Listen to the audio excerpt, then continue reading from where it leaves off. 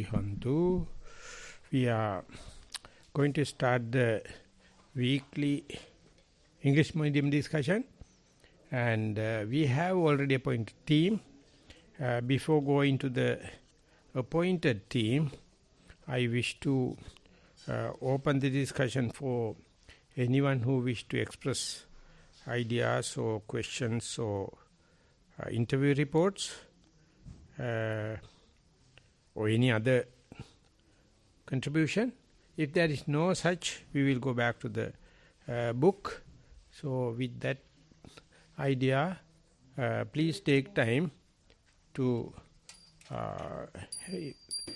express yourself. If it is not so, please remember we are going to go back to the Guhattaka Sutta. Avasrai Bhante, we have received 2 reports today. With your permission, I can table them. Both may be in English. Yes, Bhante. Also inform them, each day we have a discussion at 1 o'clock. They can join that also, but no harm, we can take to these reports. Yeah. These 2 reports are from Hasini and Vanaya. Remember last week also they sent some reports, so I read them, Bhante. Dear Bhante, I am 14 years old and have been practicing for 2.5 years. I sent you my experience with frustration and you told me to be ready for the frustration when it comes. This is my experience. Please advise me. Experience. The frustration came because I was not mindful. However, I was ready for it, so I was not surprised or startled by it. Instead, I sat down and watched the frustration when it came. In my previous report, I described the state of nothingness as an empty room where only the awareness of awareness is there.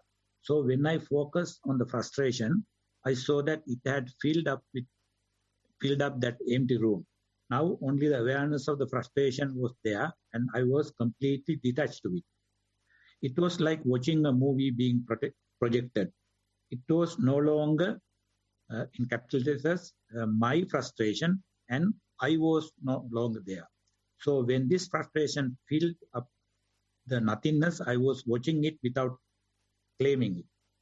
It was very similar to the nothingness because as I kept watching it, the label frustration that was used to sum up the feeling disappeared along with the feeling, and when they disappeared, there was nothing left. There was no feeling, no labels, only awareness. I was now in just being state. The only thing left was the awareness of awareness. Thero Saranai, Hasini. That's the end of the report, Bhante. This is not Onaya, Hasini.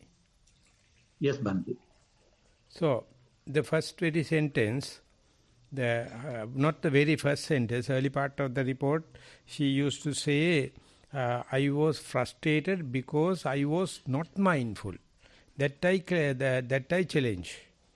You know it is not a happiness, you know it is not a hatred, you know it is not a disappointment, but frustration because of your mindfulness.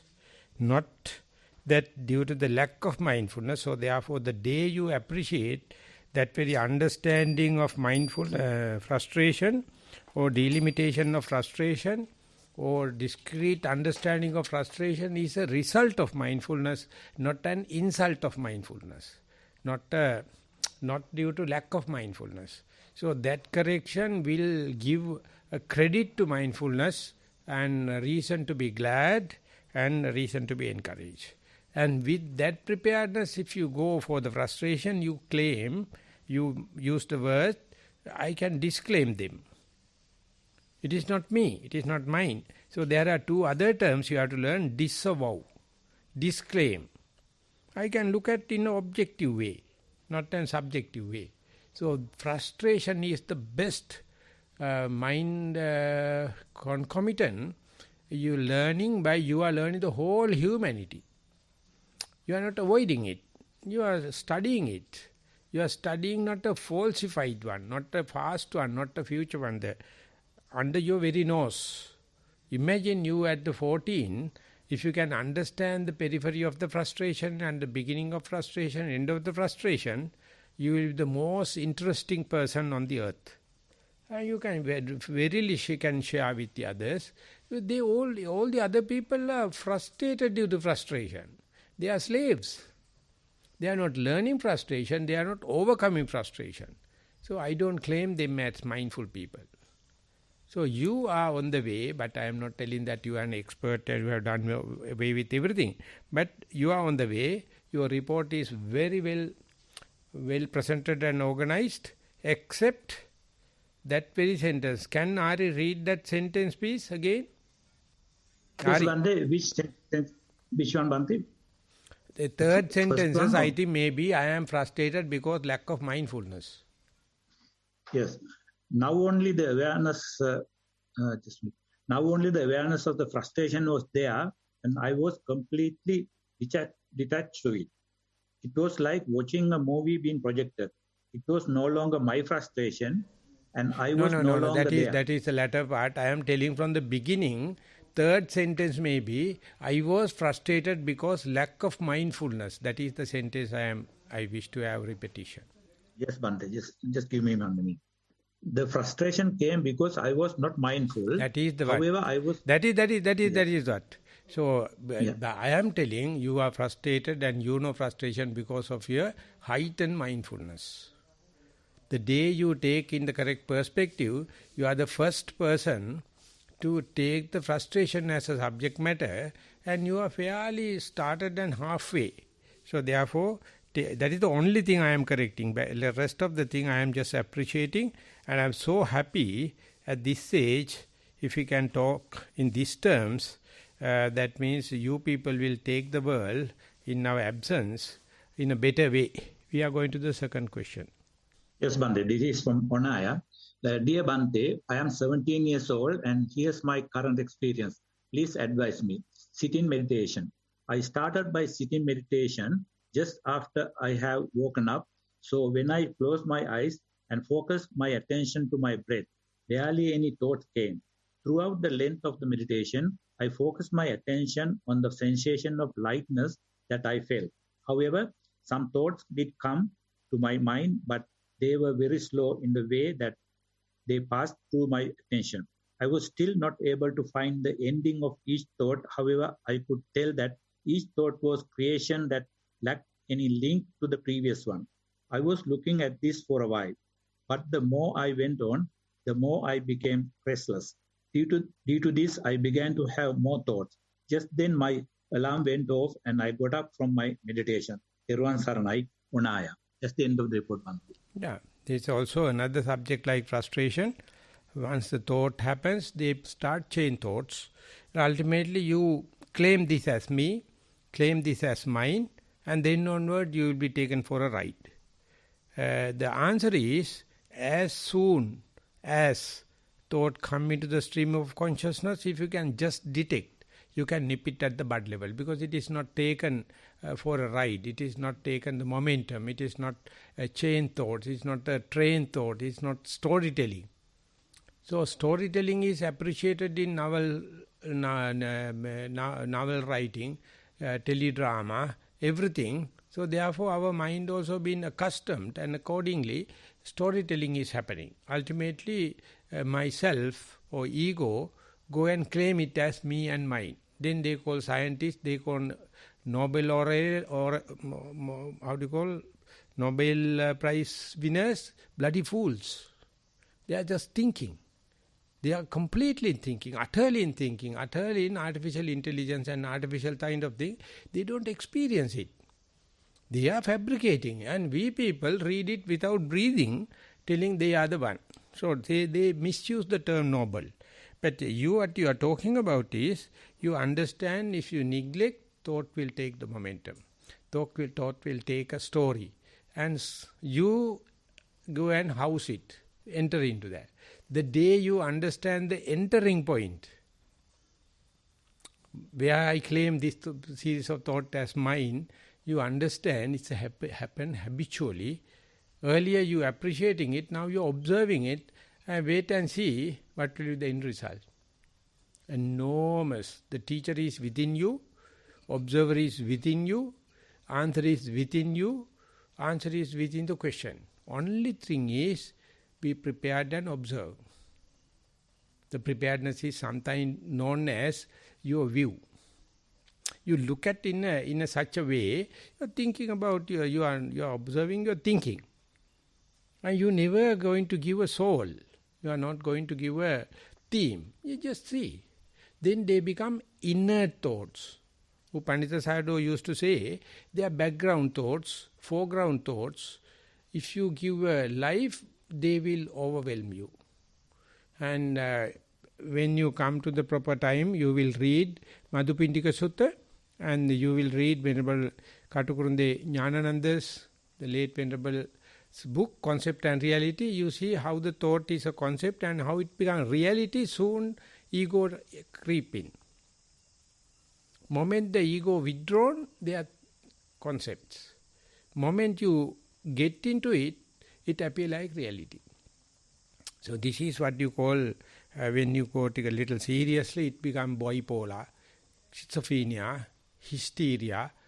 So but now you can decide where the innocent thoughts are happening, inner thoughts are happening, foreground thoughts, and after a while, if you are going to entertain it, it is also innocent job.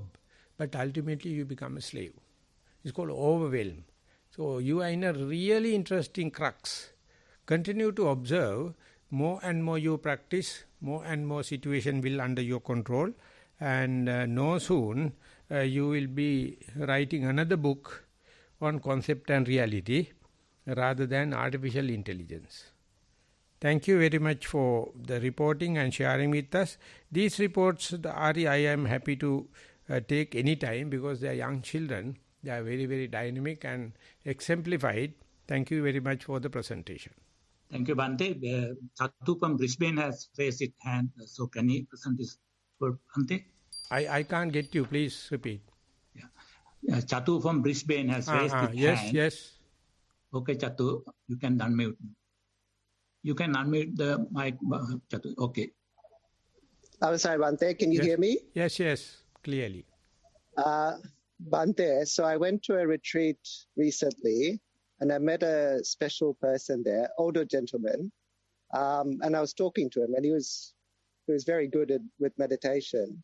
After talking to him, he said that he'd been practicing for 50 years. And so I asked him a bit more questions, and I asked him his method, and he said he was using Marci tradition or Marci method. But after having a further discussion with him, it seemed to be the case that he had never seen the disappearance of the object, and he would always continually note and view an object. I guess my question is that what's supposed to happen in that sort of method, or maybe something he's missed in his practice? I am repeating to get the question clear, Chatu. You met a person who has practiced for 50 years and claimed to be a Mahasi system, and whenever the gross object becomes subtle and subtlest, he recreates the object and he considers this is something wrong, and you are having a doubt about that. Am I correct? Yeah, I have a doubt that he should recreate the object. He should let it disappear. So that I find as a mistake in the Mahasi system. And I was there 3 years, and I found always they are repeating the beginner's repetition, because they do mass scale teaching and mass scale instructions. But when you go to interviews, you are taken individually. Theoretically it says at a time you have to be face to face with the object with noting, that was vitakka, and then vichara, discreetly understand this is what, this is not the other one. So vitakka vichara is working. Later vitakka is drop, and you can understand the object. Left is left, not the right. Right is right, not the left like. That means without vitakka, that means without noting. After a while, vitakka vichara also drop. Left appear like a right and right appear like a left. That part is there in the Pandita Sayadaw's instructions, and then left and the right is just two actions, just equal, and then onward noting what happens What happened to the owner of the meditation? What is happening to the object? They dissolve off. That's called Sabhava Lakkana. It's called natural characteristic. That part is completely lost present day in the Mahasi system. So therefore, they again do force breathing. They do rising and falling. They do create ego. They do create forceful thing. And they are onward, they are repeating the same thing. So your question is good. I think it happened because you have worked with us and you know when someone is reporting gross object to the subtle and subtlest, what is the way we in Satipasala and the retreats we do. And you can see other people, they are again forcefully taken the rising and falling again, because otherwise they feel lost. They feel no boundaries. They feel no anchor bolt. They don't feel the pivotal point, the benchmark, and ultimately they are again and again creating ego. That is good for the psychiatrically imbalanced people. But if you are ready, that is what you see now. Ego is dissolving, left and right is becoming equal, noting and understanding become natural, and it is useless, and everything appear like a system. Individual particle become insignificant. Do you understand what I am telling? Yes, Bhante, thank you. No, I am not telling you. What I am telling is, these are two ideas. One thing you have to say again, recreate object, that is to maintain the Mahasi system, not to get enlightened. If you wish to get enlightened, you have to get rid of Mahasi system. You have to get rid of Vitakka, get rid of Vichara, but still you can see the mindfulness is leading. This is radical. Where the base is gone, the pivotal point is gone, benchmark is gone, assembly point is gone. But still meditation is happening. So I am not always asking people to take that risk. Many are not happy. They want to have the ego.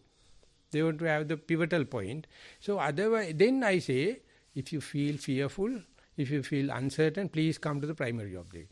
But some people say, I have no fear. I am ready. Oh, then jump. Frog jump into the old pond, plop. Chatu. Thank you, Bhante. I keep both the things open. Bhante, can I ask one more question? Yeah, please. I also very much wanted to go at some point in time to Burma and practice under these masters. But now I have some doubt if I go there that I'll get something not as good as what I received in Nissarana Vanaya. What are your thoughts? So whenever thing is disappearing, how do you feel? You feel confidence, or you lose confidence? When the object is dissolving, you are gaining confidence or losing confidence? I don't really care. So then you are on the safe side. Thank you, Bhante. Okay. Thank you for the joining. And your equipments and others are really working, solar powers and everything. Thank you. Welcome, Bhante. I would say two things as well, Chatu. One is that... this is Venerable Buddha Rakita. Yeah. That in Mahasi, if you're a foreigner like you are, and you show up in Burma, they like really force the beginner's instructions on you, and this noting, and it's become quite compulsive. 1 minute, Chatu. So a lot of the teachers now in Burma they're quite compulsive about you note, and then you stay on the breath. Not the breath, rising and falling. Rising and falling, that's what I mean. So if what happens is that you might start getting confused, and then also like this old man, you get stuck at the beginner kind of instruction level and you don't move forward. So it's a kind of tragedy that somebody 50 years ago came across the Mahasi method, got the preliminary instructions, and then didn't get mature instructions later on as they developed and matured. So they kind of end up circling back and back and back, and you can become very compulsive about noting all the time. And it's kind of like, it almost brings up anxiety or something like that. It's a hypervigilance rather than an awareness. And I can't at the moment think of senior teachers that are in Burma active at the moment that I would... Not a single. That I couldn't really recommend anybody. A lot of the monasteries, all the old monasteries, have been taken over by junior monks of we'll say Pandita Sayadaw. Even Pandita Sayadaw, he sent so many of his monks overseas that the really senior teachers, it's even hard to point where they are anymore. Some of them are in California and other places. So, if you feel like you're making progress with the current instructions and you can have your doubts clarified and you're kind of content and your general life is improving, these meditational achievements, like I always ask people mundane questions, like are you feeling happy, content, balanced? Do you deal with difficulties that arise in life? And these kind of questions are a sign of a maturing mind rather than people talking about technicalities in their practice, like that they achieve something or something. Like that stuff is all rubbish, and a lot of the time people are talking about stuff they've read in books rather than substantial spiritual attainment. And then also there's the language and cultural problems. And also I would recommend that you avoid Burma at the moment, given its current political situation. It's very, very problematic. Yeah, Yes, that is part, Chatu, that Venerable Buddha Rakkhita statement appear like a confirmation of mine, but I still keep two methods available. Whenever object disappeared, if you feel doubt, fearful, uncertain, yes, please come back to the primary object. That means you are psychologically not mature enough. Otherwise, you will completely lose, you go to the hysteria. But whenever object is dissipating, if you feel a novelty, new life, new area, that means the unknown, the freedom of, not the fear of unknown, but not the fear of freedom, but you feel like you are exposed, that you are psychiatry. That is a psychological person. For them only, categorically you have to say, be in the uncertain area, unknown area, novelty area. Whenever possible, you can come back to the primary object. You remember, I don't know, Ciara came from Canberra, and she asked this question in midst of all the other seniors. Then I told, no, you are in a sound, or you have disappeared from the breath, no problem, be with the sound, be with nothing. Then everyone is asking, why don't you, Bhante, claim her, don't ask her to come back to the breath? Then I told, if you have fear, uncertainty, then come back to the breath, come to the assembly ground, come to the pivotal point, come to the benchmark. But if you are ready to jump into the water like a frog, jump.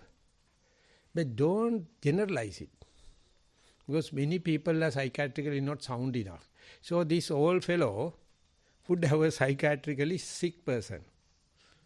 And lucky enough, he met you. You are also, I don't know, lucky or unlucky, the Chatu. Because your sister also is still not meditating, am I correct? Yeah, she's very lazy. So that means you are also partly unlucky fellow. Lucky enough, we met and play fool. Otherwise, you also will be very serious fellow. I will take you and measure it up and cut into pieces. So take it open. I will send you Ciara's question, and I wish to know your remarks, then I can read your mind. I'll kill you, no problem. I can read, and happy to listen, happy to hear your sound, your voice. Very happy to hear both of you after a very long time. Yeah. Thank you very much. Welcome. Okay, now we are, Ari? Yes, Bhante, we don't have any more reports, Bhante, we can continue, Bhante. Okay, we will invite Venerable Buddha Rakkhita to carry forward, to take forward from the last point we stopped. So we're reading the Duttaka Sutta. Duttaka Sutta, which is the octave on the hostile. This is the third sutta in this chapter of 8. It's in the third great chapter of the Sutta Nipada. But when a peaceful bhikkhu, one inwardly quenched, does not boast of his good behavior by saying, I am thus, the skilled one, he is one of noble nature. He has no swellings anywhere in the world. We ended with this one last week, but I just wanted to repeat it for continuity. One who has formulated impure teachings, put them together and advanced them, becomes attached to the benefit he sees for himself, to that peace dependent on the unstable. Attachment to views are not easily overcome. Having decided among teachings, one tightly grasps a view. Therefore, among those bases of attachment, a person rejects and takes up a teaching.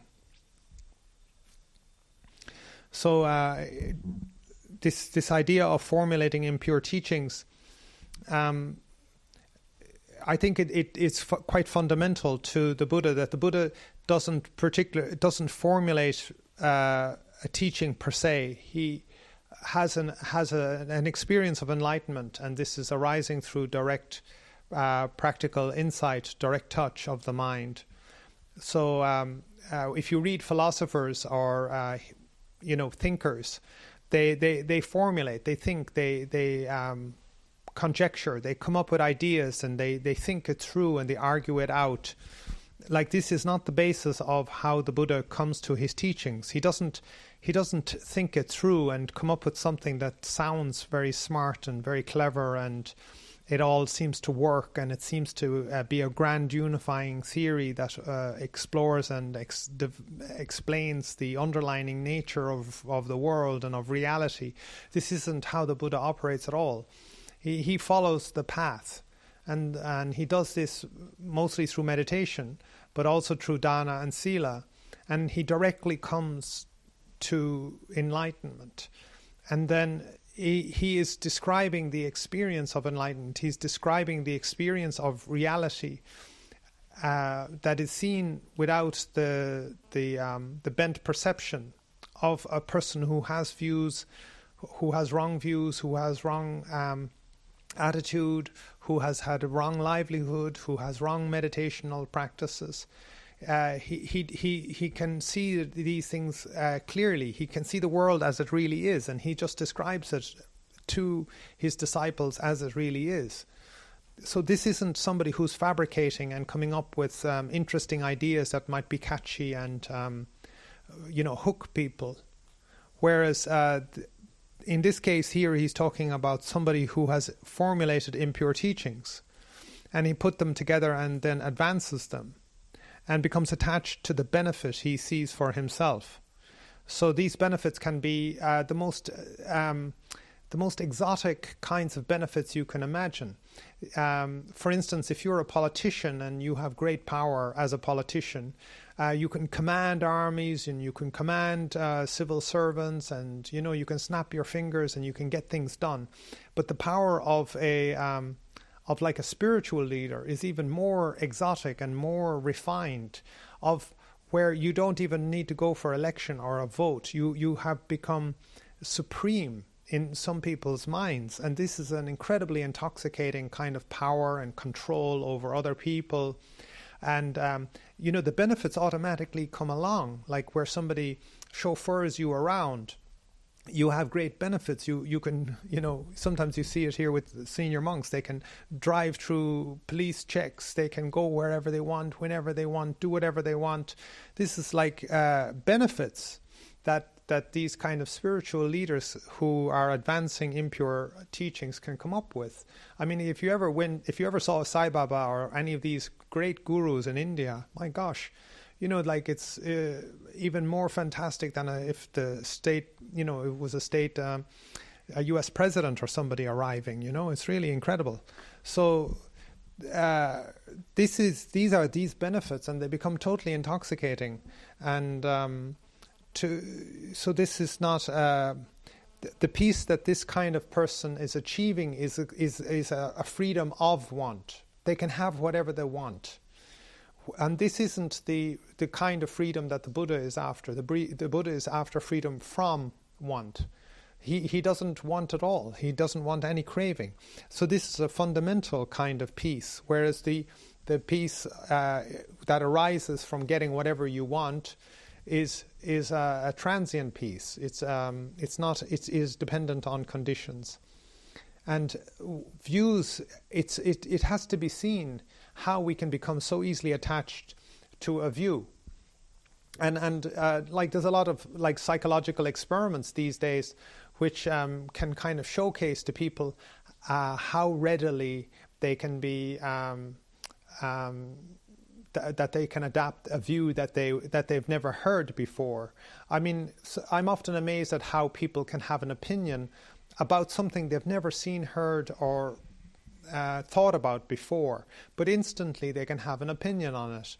Instantly they can be arguing with you their opinion about something they have never seen, heard, or thought before.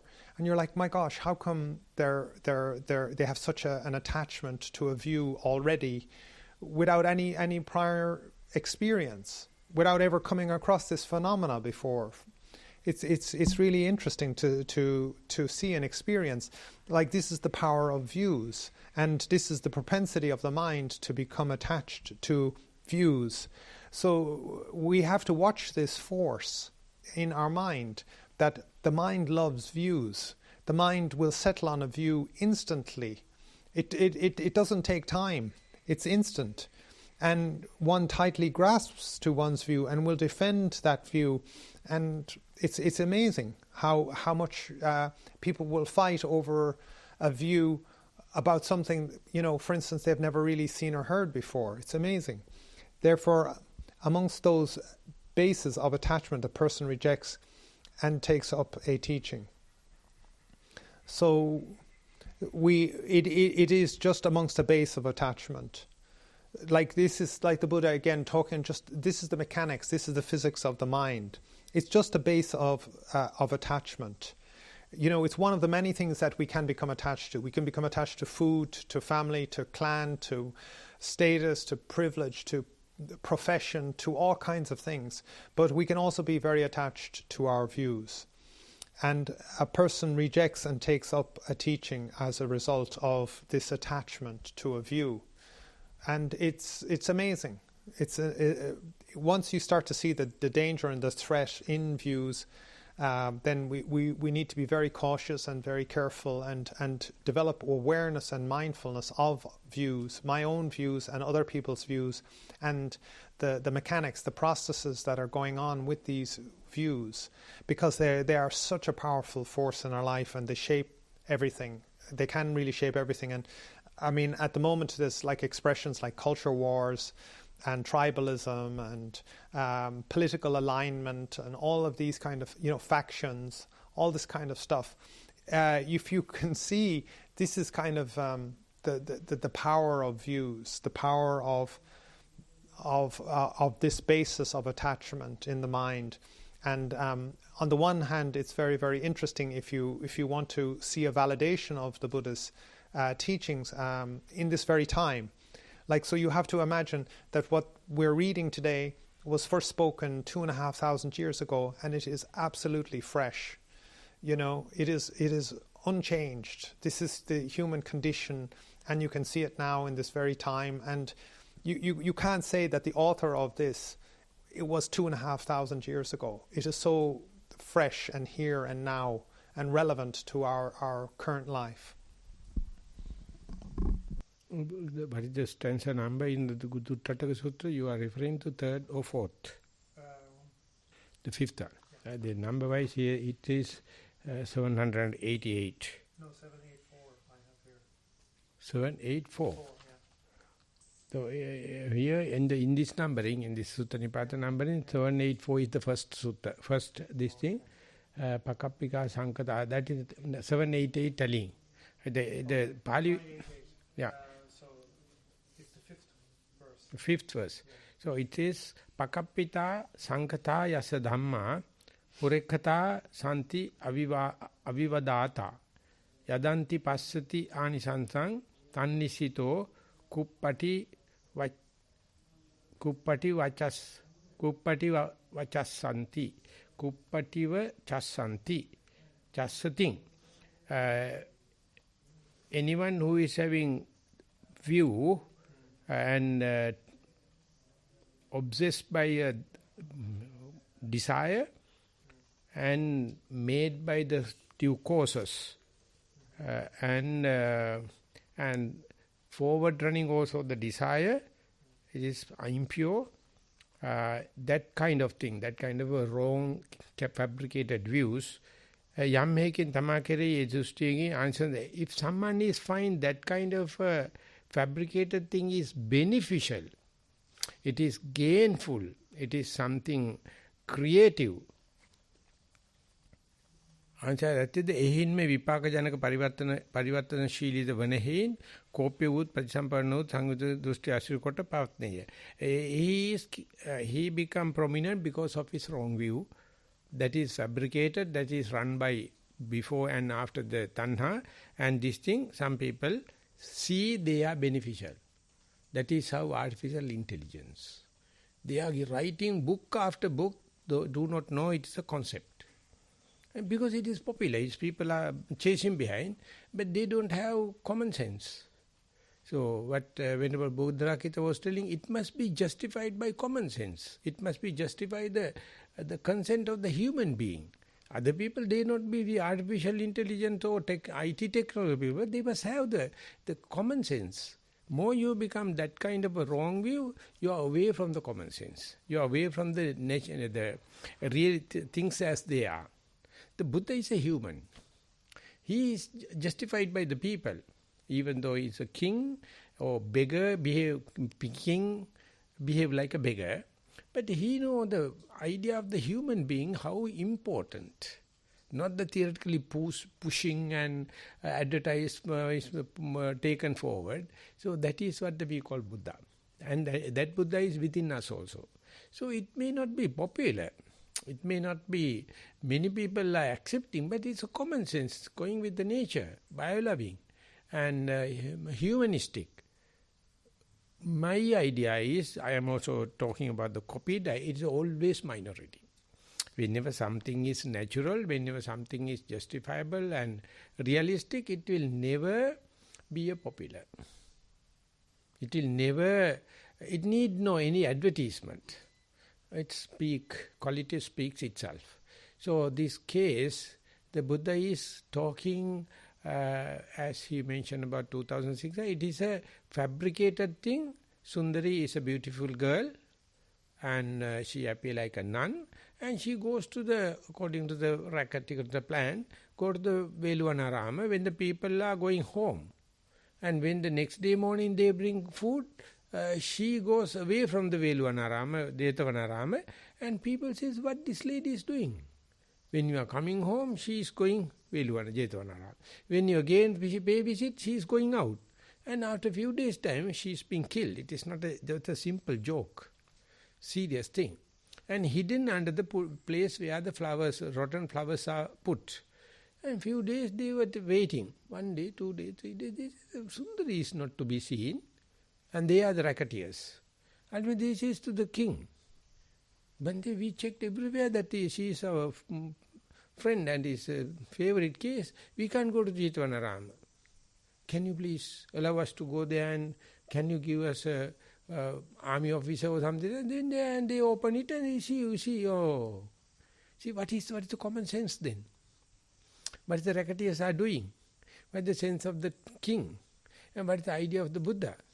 Buddha says, just wait. Just wait, don't run. Wherever you go, this is what it happens. And under such a crux, under such a turmoil only, Buddha says, some people, they are very happy, driven by the raga, beginning and the end, and well planned. And they think they are winners. For the first 7 days, yes. But after time goes, no one is judging, everything is happening, silence speaks. Ultimately, everyone knows who did it. So then the Buddha is talking about Duttattaka Sutta. They are started with the hatred mind, that means Padutta Manasa. Everything planned with that, thinking they are moralistic. They say, these females can't live in outside world because monks are using her in a wrong way and kill her, hide her.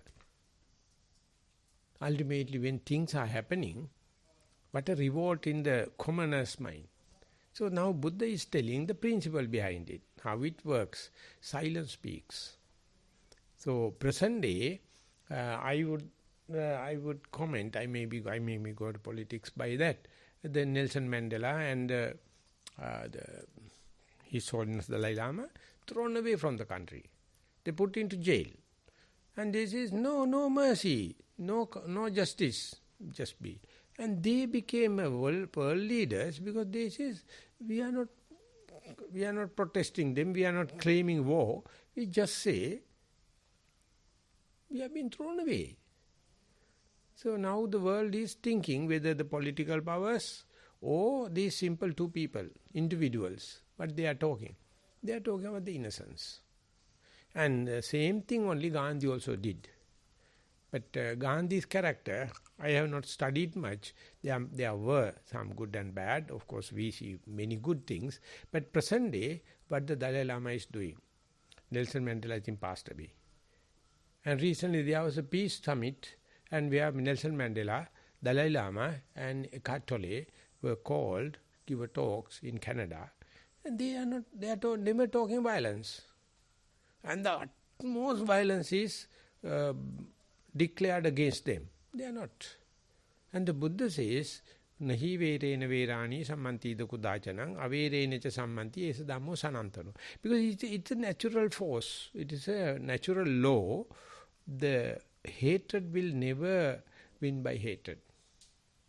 So present day you see the armed war. The how do you call, race. They are making so much of billions of things to go to the moon, go to the Saturn and conquer the space. And Star Wars, we have the starving war. We have nothing to eat. Starving. But still with that situation, still they are with the state of art warfares. In Afghanistan and this time. But we people, we have separate thing. But still Dhamma is there. Dhamma is there. So, unfortunately, this Attaka Vagga, no one read. These part, they say their language is archaic and we can understand Mangala Sutta, Karaniyametta Sutta, Ratana Sutta. They are very effective and they are good for Corona. But never they open this book, the whole Sutta Nipata. Godwin used to say, Sutta Nipata, when someone is understand, there are no Sotapanni, Sakadagami, Anagami, directly person go to the Arahant. Throughout the Sutta Nipata, there are no 4 Aryan knowledges. Directly go. It is called quick enlightenment.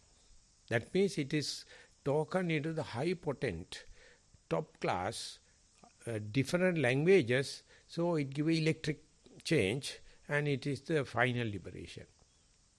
So, philosophers, they say, Parayana Vagga and Attaka Vagga is the most crux, most important thing. But the Attakatha, our commentaries, they never appreciate it. This is no. They are given by them, the Dhammacakkappavattana Sutta, and they are the most important thing. This is the fresh thing from the Buddha. These things, and I would say, Venerable Dhammika asked me to read this first very sutta, the Uraga Sutta, Kaggavisana Sutta. Kaggavisana Sutta is given as a commentary. It is not Buddha's utterance. This is the Pacceka Buddha's utterance. Pacceka Buddha, you know the silent Buddha? They never preach. There are some mute Buddhas, they are self-enlightened, but they can't teach. These things are their utterance. So Venerable Dhammika asked me, just you read, what is the Kaggavisana Sutta is talking? It's sometimes going directly against the commentaries. So this Attakavagga also the same. So therefore, there is a Mahanidesa, Venerable Sariputta himself gave a commentary for this one. It is also considered as a canonical. That Venerable Sariputta's commentary itself as considered as a canon. So much so, they are being respected, but nowadays we are going back to the normal thing. But meanwhile, after Jnanananda and I kind of thing, again the intellectual people, they now go to this. Because of this artificial intelligence and all the kind of, they are very organic. They are very natural. They are very, how do you call, law of the nature, not artificial. So therefore, whenever these things happen, I think again the world will be balanced, not east-west difference. Now that east-west difference, and everything is to keep the truth away and to show off the advertisements. So therefore, we monks, living our life according to the monastic rules, we must not neglect these things. We must often, occasionally, read it and see what is happening. So your interpretation, I accept as it is. And Venerable Bhikkhu Bodhi is well read about the Mahanidesa, and this is how you can see how thick the book is. There's so much of interpretations. But Mahanidesa is, don't allow anyone to go astray, keep in the track. And we are lucky. So therefore, never mind whether you convince others, whether you forced others or not, your general, your humanistic idea, your natural idea, present day, most uncommon thing is common sense. Yes, I am ready to listen. Thank you, Swaminatha and Buddharakata Bhante for teaching. And I wondered, is the wrong view that's spoken of in these verses, is it that the people have a wrong view about what this girl has been doing, that they're making accusations that are wrong views, or is it something else that is referring to what is the wrong view that is going on here?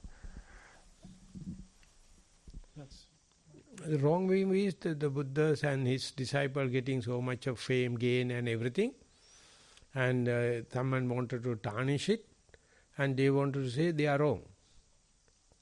But therefore they had a racket. Set a beautiful girl as a prostitute, but of course she is a nun, and after planning everything, killed her and hide her, thinking that that will tarnish whole the Buddha and the clan, but it was not there. The Buddha never argue. Of course, Buddha is talking and Buddha is teaching us through this book, this Duttattaka Vagga. Simply says, the Buddha answered with silence. Few days time, whole country was, and very first sutta it says, some people considers the heretics are true. They are the truth. For the first 7 days, because she is missing, and her carcass was, the body was found in the Jetavanaram, everyone believed. So Venerable Ananda was fully upset. He thought that this will be the prevailing thing. Ultimately, we have to go to Pindabad. The Buddha says, don't worry, just wait.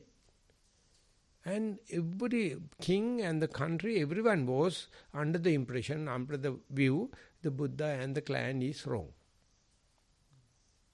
And Buddha says, don't fight, don't argue against, just let the time to happen, and thing happen. So the additti is ditti. If you have no view, you are in the correct view. Any view you have is wrong view. That is what the Venerable Dhammika told me. Don't claim you are with a Samma Ditti, that means you have a Ditti. Any Ditti is wrong. When Ditti is gone, that means when the silence speaks, their wrong views become null and void. Don't argue. That Venerable Sariputta says, we'll do something. Buddha says, no, don't worry. And yet another case, Game aranye sukha dukkha puttho nevattanarsnocha parandaheya. Pusanti passa upadim paticca nirupadim kena pusayung passa. When they are planning and claiming and blaming you, if you have upadi, if you have wrong views and defilement, you will get hurt. Upadi. If you have no upadi, they come and claim. they come and blame. Who cares? Because you know, so whether you live in a forest or whether you live in a Dhamma, no harm. Definitely people are finding fault with you. But if you are going to justify yourself, that means your heart is not clear. If your heart is clear, don't worry. Because there is a law, there is a natural law, it is with you. So therefore any deity you have a counter campaign, you have to argue them and defeat them, that is not Buddha. That is not Dhamma. That is what the Buddhists has to understand specifically where the Buddhists are majority. They are completely wrong. They are completely wrong. You people are coming from different countries and you all are living and put up with us. And I think you can witness what I am telling. The country is Buddhist, government is Buddhist, so they are always fighting to keep away all the missionary work and kind of thing. Nothing to worry, you be mindful and mind your own business. Thing will happen. You have nothing to learn about all the other religion and their rackets and kind of thing. These rackets carry their own harm, their own destruction. Why should we analyze and go and get contaminated with them? Such a direct path is there. So therefore, if they complicate, they are complicating with their complicated mind. If you know, if you have done or not done, no harm. If you have not done such a thing, don't claim. It's a natural thing. It's a law of the nature, and you are with the law of the nature. You will be minority, and your truth will become not immediately. It will come later. But Gandhi says, even if it is a minority, even if it is coming the late, that is the truth. Others are doing with advertisements. The whole world is run by advertisement today. That's why they says, who run the world, girls? Who run the world, girls? So the next verse is, one who is cleansed formulates no view anywhere in the world about various states of existence, having abandoned hypocrisy and conceit, through what would the cleansed one go astray when he is uninvolved? So again, this idea of abandoning hypocrisy and conceit. So this is the, this is at the crux of a lot of these people who amass great power. And in this case, we're talking about people who are amassing spiritual power. So the ascetics, the wandering ascetics, had amassed great power. The Buddha and his Sangha had come along, and then they were attracting the support, and the support was being lost to these other wanderers of other sects. But the true thing that had been lost for these people is this hypocrisy and conceit. That they were hypocrites. They were advocating peace while at the same time they were killing this nun. They were advocating that how pure we were when they were had this whole blackmail kind of setup situation going on.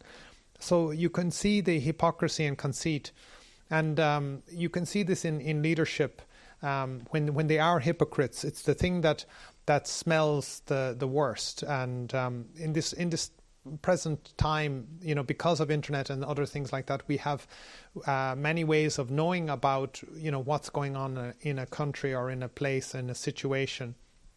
And that smell of hypocrisy and conceitedness is what comes through very strongly, even with the best of, say, coverage or persuasiveness. And you have to remember that these ascetics would have been very persuasive people.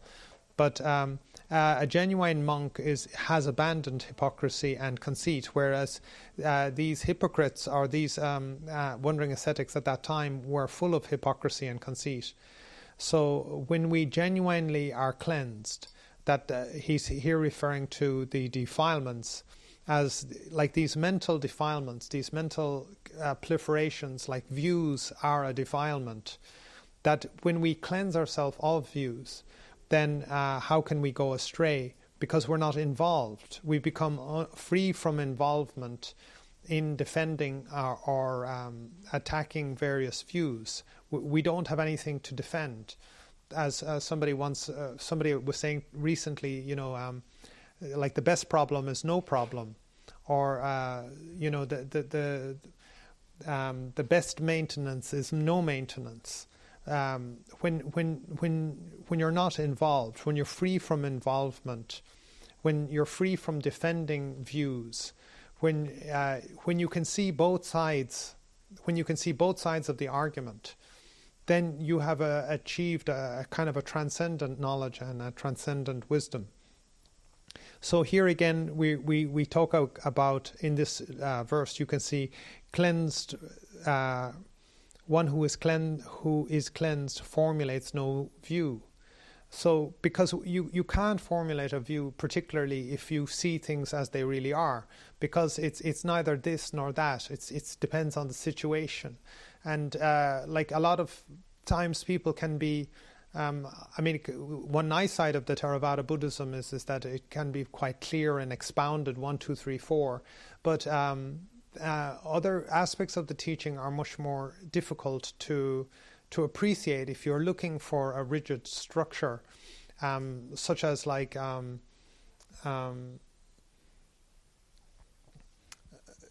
the sort of like the mystery of what is Nibbana, for instance. Like a lot of people will think Nibbana is a place or a state, or it's like heaven or something like that, and it's got nothing to do with that at all.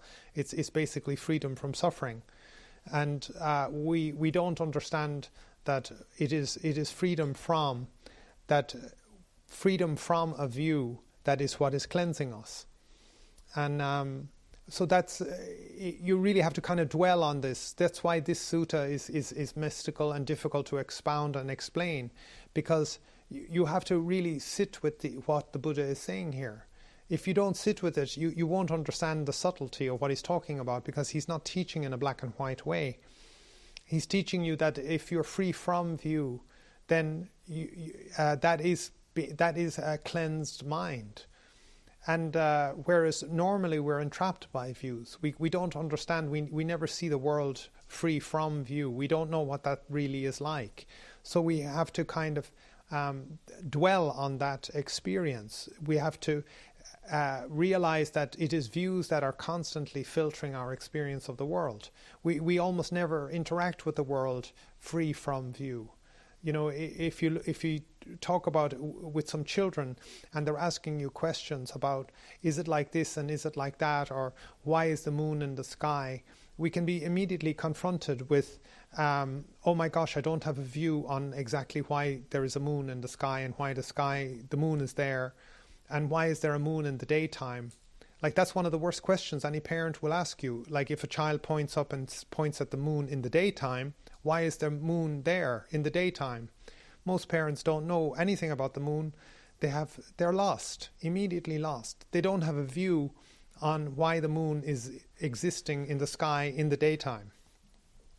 So I'm just saying it takes a child's like mind to not have a view, to see the moon in the daytime and point at it and say, why is it there? Most parents are lost. Like, this is just an example. So to be free from a view is to start to see the world as it really is. And in this way, it's described as like having dirt removed from something. You can imagine it's like having a window of your car and it's covered in dirt. You don't see the world. You don't see where you're driving. Most people don't see where they're driving because of views. So anyway, these prime views that these heretics would be holding on to was hypocrisy and conceit. 7, 8, 9, the sixth verse. Yeah, it's the second last one.